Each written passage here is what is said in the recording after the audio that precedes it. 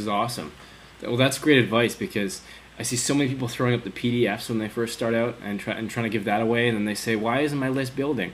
You're right. Give them actual real value, and not only will it build your list, it'll also build a great relationship, eh? And a PDF can be okay if it has real live value. You know, a 12-page PDF with 18-inch font and small columns and stuff. You know, it. If you, here's how I look at it. Could I sell this thing? And if the answer is yes, then it's probably a great lead magnet. It's probably a great way to get leads. If it doesn't have any real live value, it's going to be hard to create the perceived value. And even if you can create the perceived value, if it doesn't have real value, they're going to get it, think it's junk, and not want to communicate with you ever again. They're not going to want to open your emails. They're not going to want to be receptive to your offer. So that's an awesome way to phrase it. Can I sell this thing to see if you're offering enough value? I love that. I've never heard that before. Another thing I noticed about you through talking with you is that you're really good at tracking and conversions, and that's something that a lot of new business people that are making money online or starting an internet business don't even consider. But it's really important to start tracking conversions right from the beginning, isn't it? Could you talk about why and how you do that? Yeah, and I'll be flat honest. I'm certainly not the best at tracking and conversions, but I'm trying to get to that point because, geez, there's so many examples of this. I'll give an example, and then I'll give an example of why it's important, and then how I do it. So, if you get 1,000 visitors to a website, in fact, one of the things I was working on with my partner earlier this morning is I looked at our stats for the last 30 days on one of our blogs, which is it's got great content and it's got a lead capture function, and we got something like 1,500 visitors. It was somewhere between 14 and 1,500 visitors over the last 30 days. And it was all organic traffic. We weren't sending any paid traffic to it. Great. Which is great, but you can also get a little too lax about it because you're not paying for it, and then you don't pay attention to the conversions as tightly as you should. So I looked at it, and our lead capture, which is in this case is a popover, just offering something of great value. It's actually offering a training, a 68-minute training that has some great content. There is some selling in it, but it's got some really great content. And it was only converting at like between 15 and 16%, which for me, it's not terrible, but it's not as good as we've had on some other things. What's a good conversion rate, just for the people that don't know? Well, visitors to email list. Cold traffic in our info business to cold traffic, we try to be anywhere north of 20%. Okay. If we're north of 20%, we're comfortable, but we're still going to split test and try and beat our control. So your control is, you always want to be testing for conversion. You always want to have two things. You don't want to, in my opinion, you don't want to test more than two things at a time. And by two things, it could be two different headlines on a squeeze page, or two different pictures on a squeeze page, or two different videos. You don't want to mess with too many variables at once. So you establish a control through split testing, and then you try to beat the control. So once we get a control to 20%, then we're just trying to beat that control to establish a new control. So this was under our benchmark because this is cold traffic. Most of the traffic that was coming was cold traffic. And cold traffic is this traffic that hasn't heard of you before, wasn't referred by right. They're anybody not else. on our email list, or it wasn't an endorsed mailing. It wasn't an affiliate or a joint venture partner who was mailing on our behalf. There were people that were finding us through articles or just search traffic, that kind of stuff. So that's below our benchmark of 20%. So we spent some of the morning figuring out how we could do it. And in this case, it wasn't like tweaking, a headline or something. We actually decided in this case, because it was pretty significantly below 20%, we created an offer that we thought maybe was more congruent to the traffic that was ending up on that page. We felt like maybe the opt-in offer wasn't as congruent as it could be. So tracking, how you tracking can be really, really complex and complicated, and I think that can overwhelm people. Yes. So I try to keep it as simple as possible, and boil it down to like a few things that I look at. For example, your traffic statistics, whether you look at them each day, each week, or each month. I would definitely not let it go for a month. This was actually, the site that I reference is actually one of our lesser sites, let's say, as far as traffic. So I hadn't been paying as close attention to it, which is a fault. I mean, if you think about it this way, if I had realized 3 weeks ago that it was at 15% and we changed it to guide it to 20%, that would have meant just really roughly could have meant additional 50 people on our email list, which for us means another 2 customers, and a customer for us is worth $30 per month, not just one time. So that's, It really adds up. Yeah, it all adds up. So back to the tracking and tracking your conversions. If you don't keep it simple, you're not going to do it.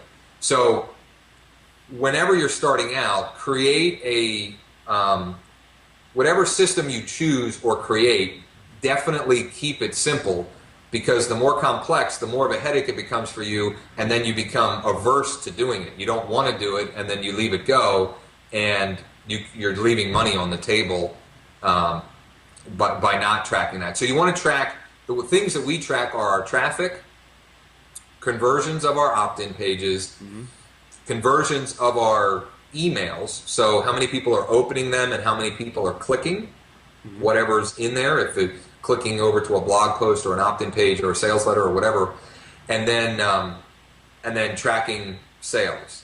So for info, and that's for our info business. Now tracking in our real estate sales business looks a lot different because we're not selling products online and things like that. So for that, we break it down very simply to how many leads did we get, and how many of those leads converted to a transaction in 1 month, 3 months, 6 months, or a year.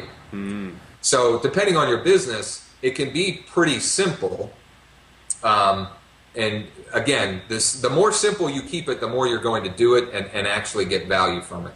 Yes, I can't stress that enough. Yeah. Early on in business, I used to think that if I had all these complex things, that people couldn't, steal what I was doing. And I'll tell you, people are just lazy. People won't steal what you're doing. I mean, you'll get some people who will, but you don't have to create some complex thing to keep people from stealing it. The ones who are going to steal it are going to figure it out anyway, and you're just going to confuse yourself. And in the last 6 months, where I have completely dumbed down things and made them much more simple, our revenue has like quadrupled. I've experienced the same. I can back that up, yeah. Yeah, and I can't say, it's only from us simplifying things, but I know that it's got a huge, huge positive impact, is keeping things simple and easy to understand, and therefore easier to make adjustments and improvements. Yeah, which makes sense. So for somebody that's starting out like an information product business, let's say, for example, any niche, it could be dog training or internet marketing or whatever, how to plant palm trees. I'm looking out my window at a palm tree. And, nice. You're making me jealous. Yeah. And so what type of tracking system could somebody set up to start tracking the different variables that you mentioned, like visitors, opt-ins, and sales? Like if they have a blog and an opt-in form, is it there's all kinds of complex things you can do, but Google Analytics and Google Website Optimizer are free, and they're awesome. Yeah.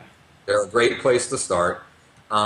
As far as tracking like your web forms and opt-ins, you can do that through Google Analytics.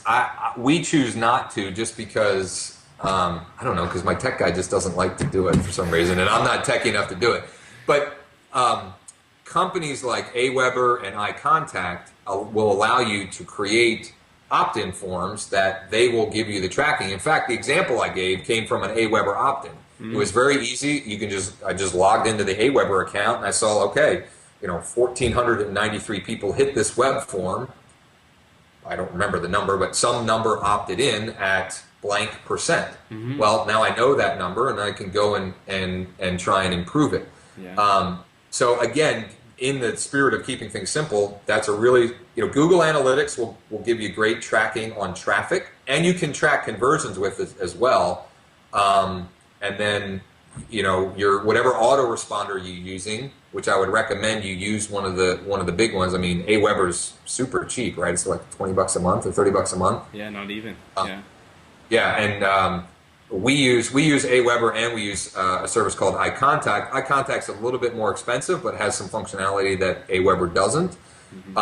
Either one they're great companies. They've been around forever, so you know they're not going anywhere, and they'll actually get your emails delivered, which obviously is kind of important. Somewhat important in what we do. Yes, that's yeah, right. Exactly. So you talk about keeping it simple, and I see that's a common thread in what you talk about, and I think it's a common thread in what a lot of successful internet entrepreneurs talk about.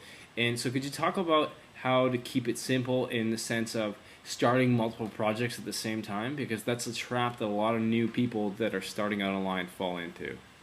Yeah, especially when you're starting, you got to get one project done and making you money. Do not have 5 things that you're doing at once until you can do that once you get to a certain point. Some people can. Not everybody can do that. Some people can, but you have to have a base and you have to have something completed first. Because, and I got a buddy like this.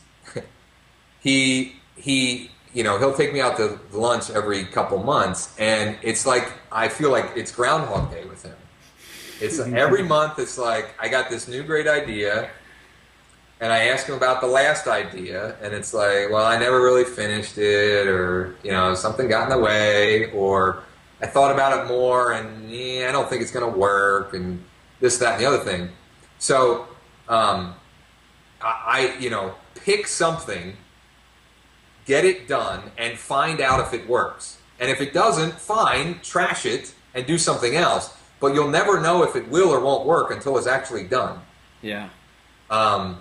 Once you've got a successful business and you've got, revenue streams, then you can look at other projects. Still probably don't want to spread yourself too thin, but until you have something done and working, I would not, especially for startups. I mean, more so than anything, laser focus is what will get it done. In fact, I'll give you an example. When when I got into the info business, I was lucky enough. I was in this coaching program for real estate agents, and I was lucky enough. He had a huge list, and we would do mastermind calls. And he kind of realized that I really knew what I was doing in an arena that he didn't know. So it wasn't something that he was going to go and create the product for. And he said, "Listen, go productize this, okay? You kind of have an idea of what you're doing as far as it comes to information. You certainly have an idea of what you're doing with what the product is going to be, the system is going to be. Go do this, and once you have it done, we'll promote it to my list." Well, that gave me laser focus because I knew that was money sitting on the table. The longer it took me to get that done, the less money I would make because I knew what he promoted, people bought. Like he just had that kind of relationship with his prospect base, his database. And so that forced me to get it done to the point where I can remember like we were promoting it Thursday or he told me, I don't remember the exact exchange, but it was something like, let me know like a week or two in advance when you're ready and we're going to promote it. So I told him I was ready before I was actually ready because I knew that I have to have it ready. Because if we go on there, I mean, I would just kill myself if we go on there and it wasn't ready. So it actually it was like a self-imposed deadline, and it forced me to get it done, and it was awesome. Like we made 10 grand on a teleseminar. It was the first thing I ever did. I thought it was like the greatest thing in the world, and it never would have happened if I didn't force myself to get it actually done and ready to offer out to the public. And it wasn't even just the product. I actually had to create like the topic that we were going to talk about, and I kind of like script that out. I mean, it wasn't completely scripted, but I had to create the outline of that, and I had the product to sell. So it was a lot, and I was selling real estate, so it's not like that was the only thing I was doing. So I guess the point is you got to pick something, have laser focus, because especially if you're working and trying to start up a business, you only have so many hours in the week, and you got to make those hours absolutely as productive as possible. Mm-hmm. So pick something, get it done, and see if it works. And if it doesn't, trash it and go to the next thing. If it does,